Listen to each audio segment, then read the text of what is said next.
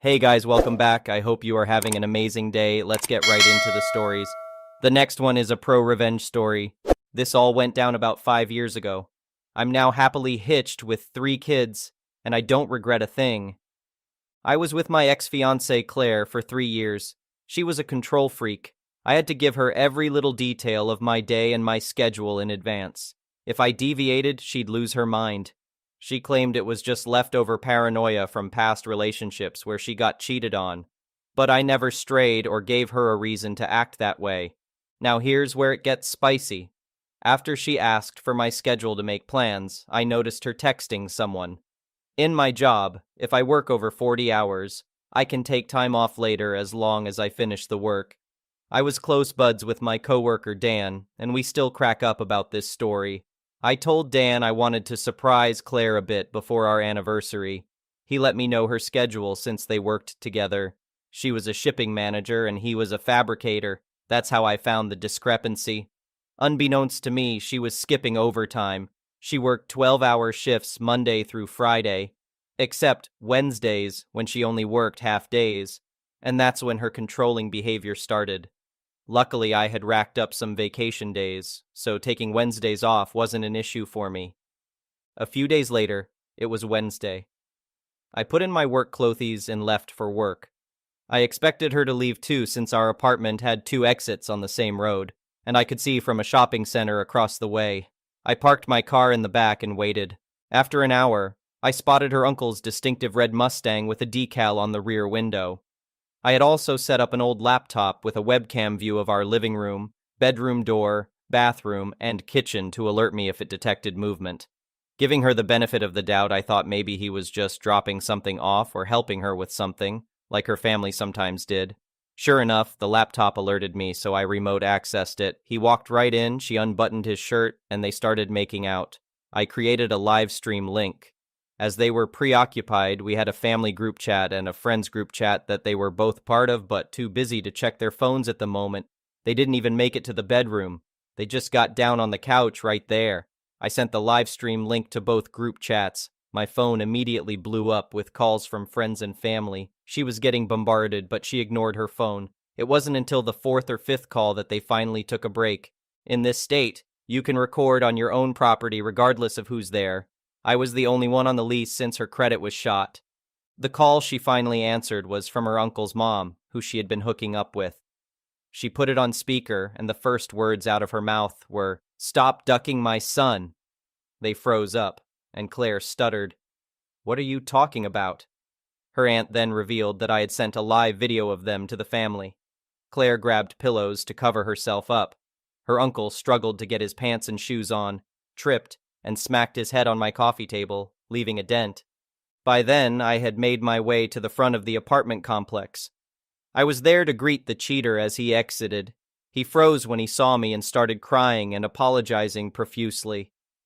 I'm not proud of what happened next, and I almost got in legal trouble if he hadn't been trespassing on private property.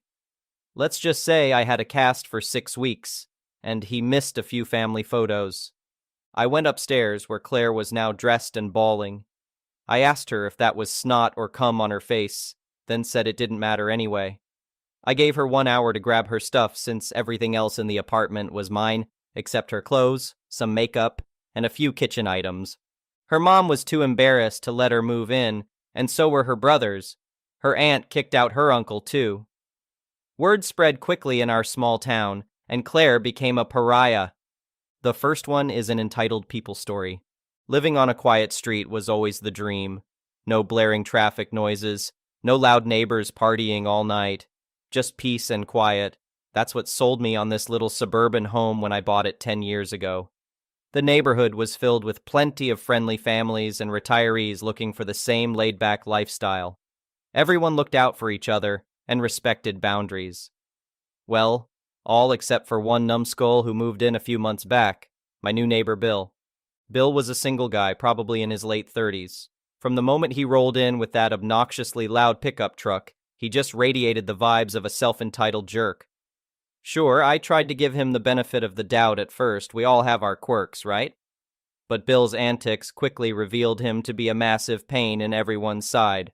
He'd crank up loud music into the late hours of the night, letting his dog bark incessantly in the backyard.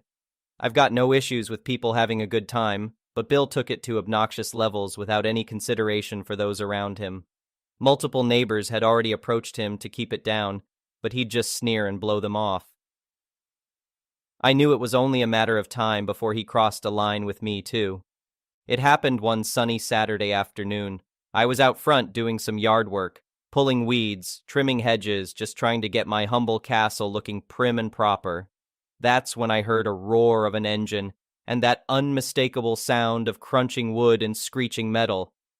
I spun around just in time to witness Bill's truck barreling straight through my white picket fence. He slammed on the brakes, but the damage was done. There was now a massive gap in the fence where he'd plowed right through it. To make matters even worse, he then proceeded to park his truck on my lawn. Just straight kicked it into park and stepped out, not even a hint of remorse on his smirking face. "Nice one, Bill," I shouted out, sarcasm dripping from my voice. "Mind telling me what in the hell you think you're doing?" Bill shrugged. "Had to park somewhere, didn't I? You should be thanking me for getting rid of that ugly-ass fence for you." "That arrogant prick," I stormed over, fists clenched as he casually leaned against his truck on my property. "Get off my lawn this instant and move your truck. You just destroyed my fence." "Or what?" Bill sneered, not even looking at me. "You gonna cry about it?" In that split second, I swear I saw red. I moved towards him, half considering taking a swing at his smug face, but I caught myself at the last moment. As satisfying as knocking out a few of his teeth might be, I knew resorting to violence would only land me in hot water. With immense willpower, I took a deep breath and decided to take the high road. "Listen here, jackass," I growled through gritted teeth. "I don't want any trouble, but you need to get off my property right now before I call the cops on you for trespassing and destruction of property." Bill let out a mocking laugh. "You don't got the balls, but fine. Whatever gets you off my back." With a sarcastic wave, Bill got back in his truck and peeled off. At least now he was off my property, and took a moment to stare at the complete wreckage of my fence, letting out an exasperated groan. There was no way I'd be able to fix that on my own. This was easily going to be thousands to replace. That's when something inside me hardened with resolve. Bill wouldn't just be able to saunter away from this unscathed. His callous disregard for my property and rights as a homeowner wouldn't be tolerated. I grabbed my phone and immediately called the police to file a report. An officer arrived, and I walked him through the situation, pointing at the skid marks on the lawn as evidence. He took notes, had me recount exactly what Bill said to me word for word. The cop mentioned that this wouldn't be the first complaint they'd received about Bill's disruptive behavior. "In cases like these, with clear evidence of trespassing and destruction of property," the officer explained, "we can pursue criminal charges if you'd like to press them against your neighbor." I'll be honest, the thought of slapping Bill with criminal charges put a devilish smile on my face, but I didn't want to come off as some vindictive hothead looking for petty retribution. However, the audacity of his actions definitely warranted more than a simple slap on the wrist. "I want to handle this through civil means first, if possible," I told the officer. "Have him reimburse me for the damages he caused. If he refuses or gives me any more problems, then we can look at pursuing criminal charges." The cop agreed that was a reasonable approach. He took down all the information for an official report and sent Bill a letter requiring him to either reimburse me for the damaged fence within 30 days or face a court summons. A small part of me hoped Bill's arrogance would lead him to blow it off because I was already picturing taking him to court. About a week later, there was a knock on my door. I opened it to find a sour-faced Bill, begrudgingly holding out a wad of cash still wrapped in the bank's paper bands. He shoved it towards me without a word. I opened up the bands and began counting the money, making sure it was the full amount listed in the report. "I don't owe you an apology or anything. This ain't me admitting guilt," Bill grumbled as I counted. "Just paying the dumb fine so you'll quit your whining and leave me alone." As I tallied up the last of the bills, now totaling the full amount, I let out a soft chuckle. No, Bill, you don't owe me an apology. An apology requires humility and self-awareness, two things you'll never value. I tucked the cash into my pocket. But thanks for doing the right thing and paying for your mistakes, even if it was through being forced. With that, I shut the door in his scowling face, letting out a satisfied sigh. In the end, Bill paid up, and that was all I cared about. Just because someone is an arrogant jerk doesn't mean you need to stoop to their level too. Over the next few weeks, work crews came and rebuilt my beautiful new fence, even nicer than the old one. I also made sure to reinforce the section facing Bill's house to make it twice as strong and durable. I wasn't going to chance him plowing through it again in a drunken outburst. As for Bill, I noticed his loud partying and obnoxious behavior cease for the most part. Maybe that cash punch to his wallet knocked some sense into him. Or perhaps the threat of further legal actions finally got through his thick skull. Either way, he seemed to have cooled it with being a nuisance around the neighborhood. Don't get me wrong, he's still an arrogant prick, but at least now he was being a quiet one who respected others' properties and boundaries. I'll take that as a win, paid for by Bill's own dumb mistakes. The next one is a petty revenge story. My friend Stan has worked at the Valuation Office of Assessments for his local council for the past 35 years. He's got a lot of stories, but this is my favorite. For context, the Valuation Office of Assessments is responsible for evaluating which council tax band a property should be on. The higher the band, the more council tax you pay. For those outside the UK, council tax is used to fund civic services such as schools, rubbish collection, and emergency services, etc. Which band you get depends on lots of different factors, but generally speaking, the more a property is worth, the higher the band is likely to be. Change to a property that significantly increase its value, such as getting pools or extensions built, can sometimes mean a property has to be reassessed to see if it needs to go up a band. There was a woman, let's call her Mildred, who would regularly call Stan's office to report her neighbors for everything. Mildred was a typical nosy neighbor curtain twitcher who made it her life's mission to know everyone's business. Her hobby was reporting her neighbors to the police, HMRC, UK equivalent of the IRS, immigration, and of course, the Valuation Office of Assessments. To give you an idea of just how awful this woman was, here are a few stories various neighbors told Stan and his colleagues. One neighbor got reported to HMRC because he came home with a fancy new car, therefore he must be evading tax. It was a 5-year-old Mondeo he'd just bought secondhand. Another neighbor was reported because Mildred didn't think their child looked sick enough to be off school, so she reported them for truancy. The child had recently had an emergency appendectomy, and they were at home recovering, as per their doctor's orders. Everyone in Stan's department hated this woman. Not only did she add to their already heavy workload, but she was also rude, entitled, and generally unpleasant to talk to. She often exaggerated her reports to ensure somebody would be sent to inspect the property.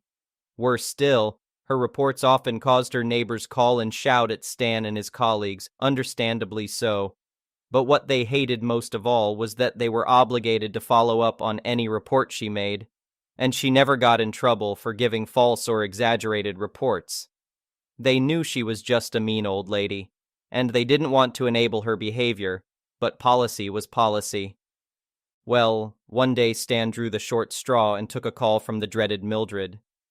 My neighbors at number 61 added a new bedroom to their house, and they got a new kitchen in with an extension, and he put up a new shed. I bet they haven't reported it, Mildred whined. I demand somebody reevaluate them immediately. If I have to pay my taxes, so do they. Stan begrudgingly sent a letter out to the neighbor at number 61, let's call him Bob, feeling very sorry for him. A few days later, Bob called, clearly fed up. Bob explained that he had checked with the office before getting the work done, and he had been told that the work was not significant enough to be reported, so he didn't report it. There was a note on Bob's account confirming this. Throughout the whole conversation, Bob was friendly and nice. He knew Stan had a job to do. When the inspector attended Bob's property, Mildred stared gleefully from behind her curtains. However, the joke was on her because the inspector uncovered that Bob's house had mistakenly been put on the wrong ban for over a decade. He should have been on a much lower one. This meant Bob was due a massive rebate for overpaying his council tax for years. Stan laughed his arse off when the report came to his desk. He was delighted to call Bob and give him the good news. Here's the petty part. After the two had a good chuckle about everything, Bob told Stan he would use some of the money to throw a big Duck You BBQ garden party. He would invite all his neighbors except for Mildred. Bob mentioned he might get some banners made for the party that said Duck You Mildred, but Stan warned him that could get him in legal trouble. So instead, Bob decided the banners would say, "Thanks for the money, Mildred," instead. So Bob threw his big, flashy garden party, complete with banners he got printed, while Mildred seethed from behind her curtains, knowing she was responsible for Bob's sudden windfall. Mildred continued to report her neighbors for every little thing, so I guess she didn't learn her lesson. The next one is a malicious compliance story. I'm sure all of you reading this have to log their work time in one way or another, and I'm sure most of you don't agree with the granularity of said logging. So I work in IT. Many years ago, I was involved in a big project creating a new platform while maintaining the old one. So during the week, I would spend some time on support tickets. My role was more high level. I would never be the one to actually work on a ticket. At one point in time, there was a new support coordinator assigned to the client account. The number of tickets was rising and the team couldn't keep up, threatening the new platform. The coordinator needed metrics on the team's performance, so he generated reports from the ticketing and the time logging systems, combined them, and started looking into improvements. Until he came across my logs. The metrics told him I spend about 2 hours a week and edit a varying amount of tickets. This looks weird, and he couldn't bill the client on tickets I worked on, so he asked me what was going on. I explained that I would look over the list of open tickets, bulk update where needed, and log my time with a remark like classified tickets. Then I would move on to my other duties. He didn't like that and told me to enter a time log for each separate ticket I work on. I asked him what the minimum time was that he wanted me to log, which turned out to be 15 minutes. Fast forward a few weeks of me spending an hour a day logging hours and logging that task too, and creating virtual overtime of about an hour a day. Then the coordinator comes up to me with a request to go through and update the full backlog. I'm fine with that and tell him I'm logging that as a generic task and not per ticket. He tells me no, it must be logged per ticket. So finally, the malicious compliance. I spend about 2 hours to go over the backlog and make sure everything is in order. Then I spend the rest of the day entering everything into the time logging system. Fun fact, I was the first to reach the system's limits, but found a workaround to log everything. That day, as logged in the time tracking software, I worked for more than 16 hours.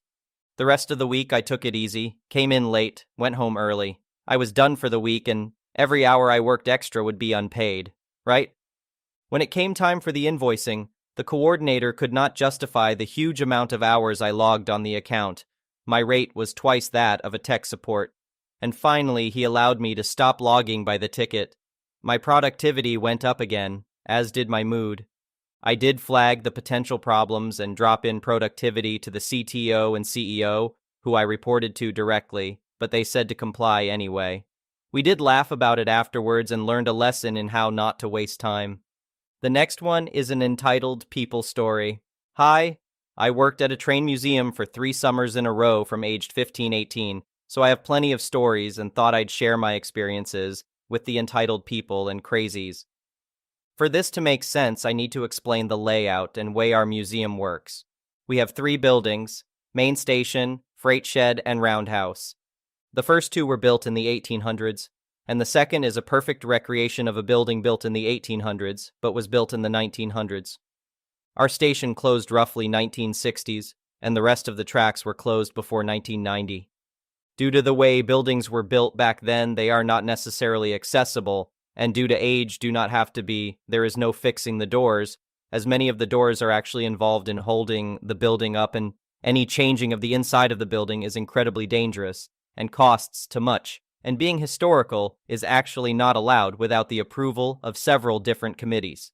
This is important to the story I'm about to tell. We have had only 3 wheelchair users in my time working the station. My job specifically was tour guide. I knew everything and anything there was to know. And for the most part, the wheelchair users can be in the main floor of the station and get into the other 2 buildings. They just can't get into one room of the main station or go upstairs. The first wheelchair user was a child, and due to the small wheelchair was able to get into the small room, and I brought stuff down from the upper floor to show him, as well as taking pictures using his camera so that he could see the stuff. I did a lot of up and downs, but he enjoyed it. The second wheelchair user sent her husband upstairs and he took pictures for her, as well as recording my tour so that she could hear about the artifacts, and I spent the time talking to the camera for her. It's the third wheelchair user that was the problem. Our door and deck were not level. The deck was lower due to the fact the deck was slowly sinking into the ground, so we had a ramp that needed to be placed at the doors. Most people understood that we couldn't leave it in place as the ramp also held the door open. She was here with her husband, and he came in and asked why there was no ramp into the door, and was getting very mad because his wife couldn't get into the building. I did my best to explain that the ramp was for the back door and needed to be placed separately. I explained the deck and building were very old, and that they were not made with disabilities in mind as the time period disabled people weren't brought to the main station, but to the freight shed, the only building that had a ramp in the 800s due to wheeled carts going in. My coworker was getting the ramp ready as I tried to calm the husband, but he only got more angry and yelled, "That was then, this is now." I was a bit confused and replied, "Yes, sir, I'm aware. That's why our deck has a ramp from the parking lot to the deck, but the deck is still from 1990s and has sunk down. We are replacing it soon and it will fit better, but for now our ramp needs to be put out separately." He huffed and went to get his wife and helped her get inside the building. They went into our display room, which had a big enough door for her chair. Then they wanted to see the next room, but it was quickly discovered her chair would not fit.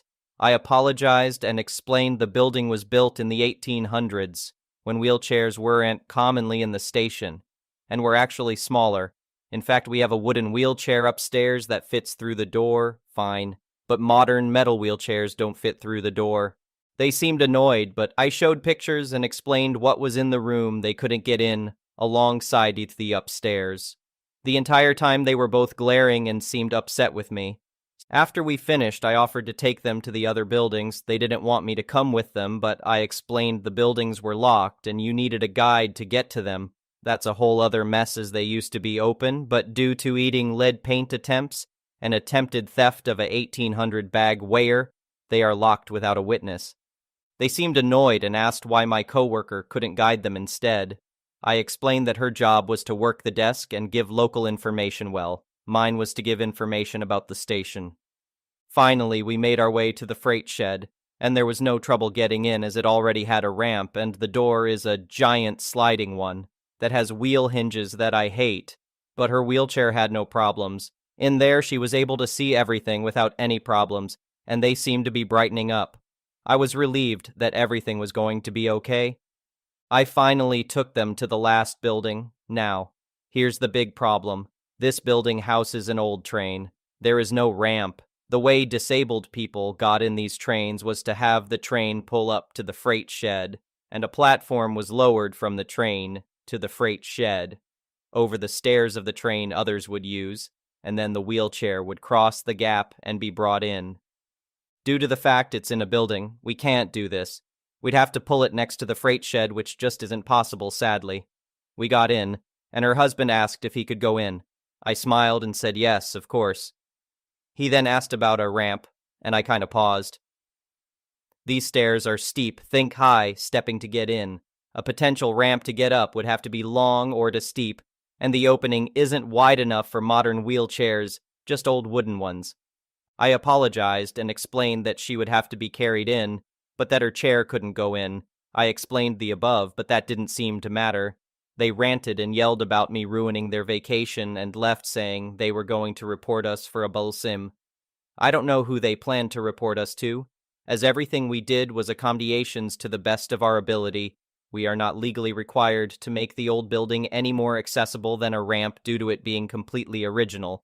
And the train also does not ever have to be accessible because it too is original. We did get checked up by a museum inspector later on, but everything was approved as being safe and educational.